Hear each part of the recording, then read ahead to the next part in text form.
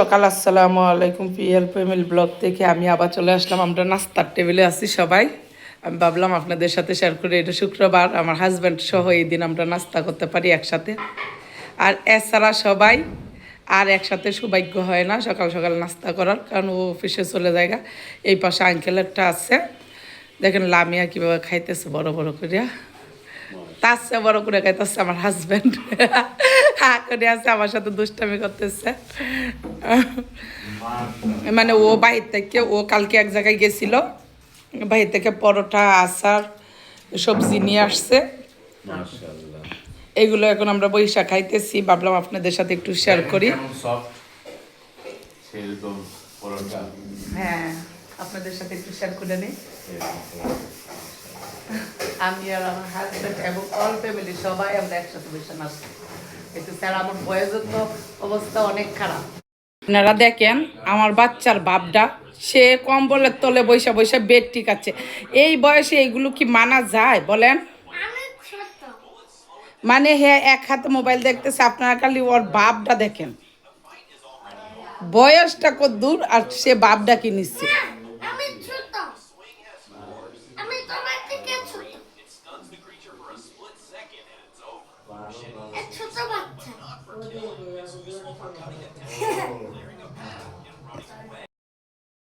দিতেছে মানে ওই না গোছাই, মাঝে মাঝে আমিও গোছাই, সব করি আমার রুমের। ভাবলাম আপনাদের সাথে একটু শেয়ার করি। মানে আমরা কারণ এটা তো আমার ফ্যামিলি ব্লগ, এই জন্য ফ্যামিলি সবাই কে কী করে এটা আমি আপনাদের সাথে একটু তুলে ধরার ট্রাই করি। মানে ও এখন এই যে চাদরটা ঝেড়ে বিছিয়ে নিচ্ছে, বালিশগুলো এই পাশে রেখে দিচ্ছে। একটা বিছায় এনে তারপরে আমি আপনাদের সাথে কেমন লুকটা আসবে আপনাদের সাথে শেয়ার করব।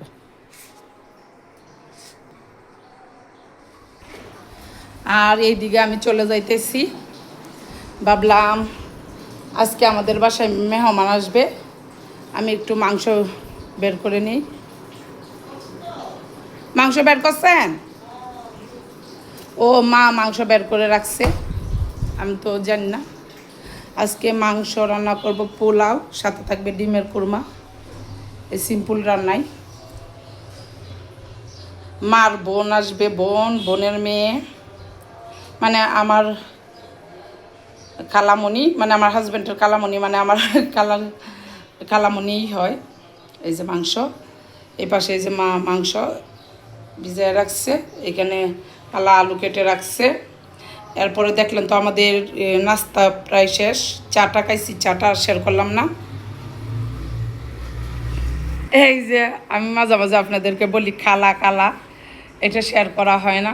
এই যে খালা, কারণ খালা তো সকাল সকাল আসে, তখন আর ভিডিওটা শেয়ার করা হয় না। এই যে খালা ঘরটা মুছে দিতেছে পরিষ্কার করে, শেয়ার করব বিছনার ফাইনাল লুকটা কেমন হয়।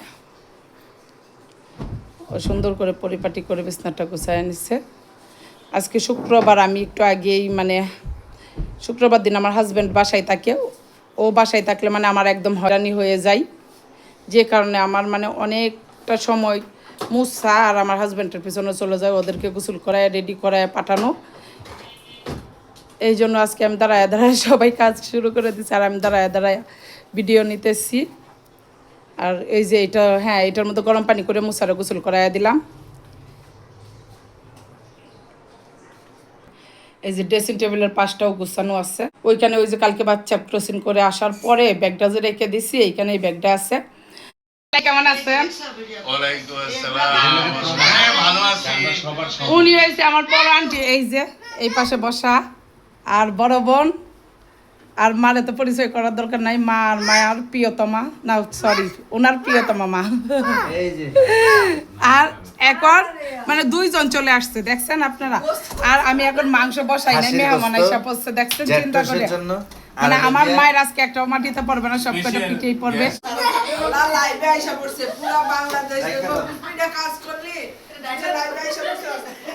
আন্টি কেমন আছেন এটা কোন? এখনো অনেক সুন্দর। আন্টি কেমন আছেন এটা কোন? আর ওনারা নিয়ে আসছে পুটিং একটা আমাদের জন্য, আমি এখন তাড়াতাড়ি ঝটপট রান্নাটা করে নেই, না হয় এই যে আমার সময় কম, এই জন্য লামিয়ারে বলছি একটু আমাকে হেল্প করার জন্য। ও ডিম চুলে দিচ্ছে আমাকে হেল্প করার জন্য। মানে ওর ডিমটা ছিলে দিতেছে আমাকে হেল্প করার জন্য, কি করব। আর এই পাশে আমি মাংসটা বসাই দিছি, মানে মেহমান চলে আসছে। আচ্ছা পুষ্পা, আমি কি করব? আরে তুমি আপাতত আমাকে যদি বিরক্ত না করে আরামসে শুয়ে থাকো, তাহলে আমার রান্নাটা তাড়াতাড়ি হয়ে যাবে। স্বামী শুক্রবার আসা মানে আমার স্বামীকে আমার সময় দিতে যে রান্না 12:30 বেজে যাওয়া। আপনার যে কিছু কাজ করানো হচ্ছে। আমি চলো ওইখানে ফ্রেশ কি করবো লামিয়া? আমি যে সিমের বিসি না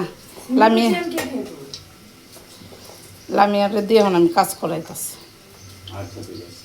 মরিচটা অনেক জাল, হ্যাঁ কেন দেড় কেজি তো বই না। এই যে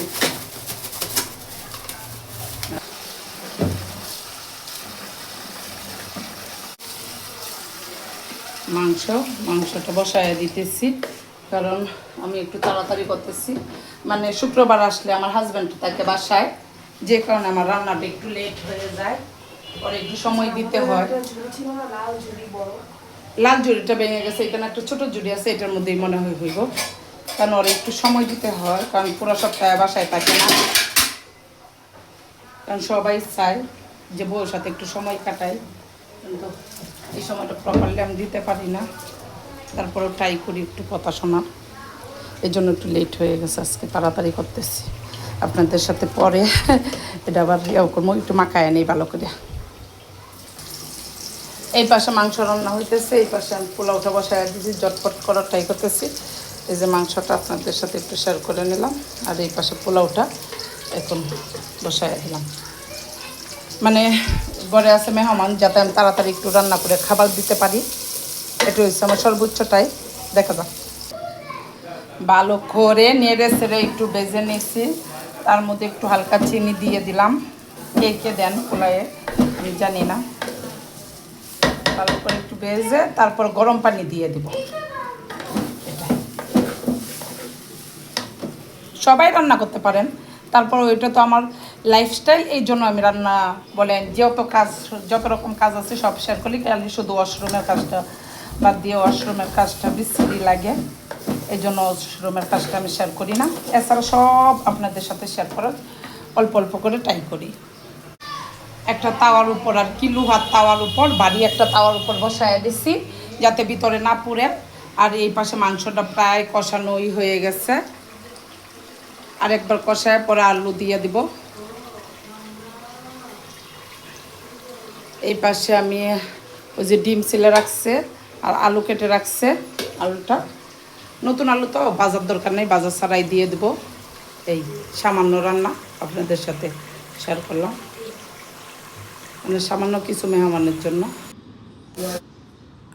ডিমের কুরমা তৈরি করার জন্য এখানে কড়াই দিয়ে দিলাম। কড়াইয়ের মধ্যে একটু হালকাভাবে ডিমটা ভেজে নেব, ভেজে নিয়ে উঠিয়ে রেখে তারপরে পেঁয়াজ লাল লাল করে একটু ভেজে পেঁয়াজের মধ্যে মশলাটা দিয়ে তারপরে ডিমটা দিয়ে মশলার সাথে একটু কষিয়ে তারপরে দুধ দিয়ে দিব। এখন এই পাশে মশলাটা দিয়ে দিলাম। মশলার মধ্যে এখানে পেঁয়াজটা বললাম না, লাল লাল করে নিছি, পেঁয়াজ দারচিনি এলাচি দিয়ে একটু আদা রসুন জিরা বাটা দিয়ে একটু দুধ দিয়ে ভালো করে কষিয়ে নিতেছি।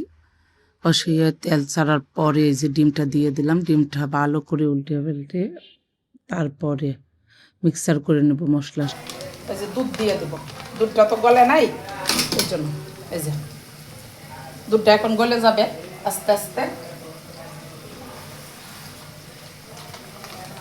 দুধ অ্যাড করে দিলাম, এই যে দুধটা কড়াইয়ের এমনি গলে যাবে, বরফ ছিল আইস, এই যে কিছুক্ষণের মধ্যেই গলে যাবে। এই যে দুধটা দিলাম, দুধটা কিন্তু গলে গেছে প্রায়। এখন একটু পরে কাঁচামরিচ দিব, দিয়ে একটু করে পরে নামিয়ে নেব, একদম পারফেক্ট হয়ে যাবে গরম গরম ডিমের কুরমা। আপনারা চাইলে আপনাদের বাসায় কিন্তু এরকম করে খেতে পারেন, ট্রাই করতে পারেন, অনেক মজা হয়। মানে মাংসের পাশাপাশি মেহমান বাসায় আসলে ঝটপট কি করা হয়, কি করব ভাবতে থাকি। এরকম ডিমটা না ভেজে দিয়ে ডিমের কুরমা সাথে একটু টিকিয়া, মানে একদম ঝটপট যেটা আর কি পারা যায় এরকম করে, তাহলে দেখতেও সুন্দর হয় ডিশটা, মানে মেহমানরাও তৃপ্তি সহকারে খেতে পারে। এই যে আমার গরুর মাংসটা রান্না হয়ে গেছে এই পাশে প্রায়, আর হয়েছে এই পাশে ডিমের কোরমাটা, আর আপনাদের সাথে একটু পোলাওটা। বাসায় আমার গাজর ছিল না, যে কারণে আমি গাজর দিতে পারি নাই, একদম পোলাওটা সাদা পোলাও প্লেন রয়ে গেছে, কিন্তু গাজর দিলে একটু কালারিং হয়, কিন্তু বাসায় ছিল না। আমি চাই হলো আমার ডিমের কোরমা ফাইনাল লুক। আপনারা বললাম না যে বাসায় কিন্তু এরকম জটপট করে গেস্ট চলে আসলে গরুর মাংসের পাশাপাশি এরকম একটা ডিমের কোরমা রেখে দিতে পারেন, একদম পারফেক্ট।